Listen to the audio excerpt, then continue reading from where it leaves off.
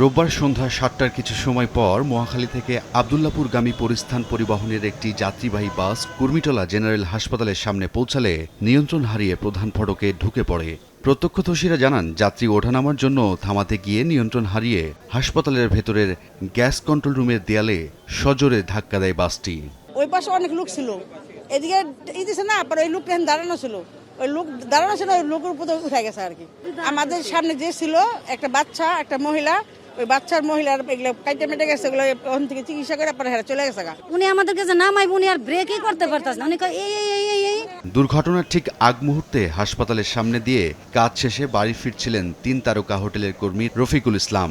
বাসের ধাক্কায় ঘটনাস্থলেই তার মৃত্যু হয়। আহত হন আরও কয়েকজন।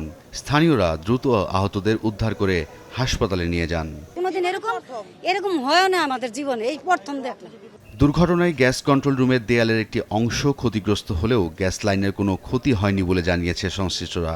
বড় ধরনের বিস্ফোরণ বা দুর্ঘটনা এড়ানো গেছে অল্পের জন্যে। দুর্ঘটনার পরেই বাসটি জব্দ করে চালককে আটক করেছে ক্যান্টনমেন্ট থানা পুলিশ। তিনজন ছিল এখানে জানানো, বাকিগুলো সরে গেছে। একজনে ওনার দুর্ঘটনায় আর কি উনি নিহত হয়েছে, আর চালক আটক আছে, বাসটাও আর কি আটক আছে।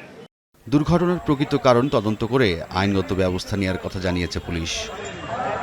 রায়দুল ইসলাম শুভ, সময় সংবাদ, ঢাকা।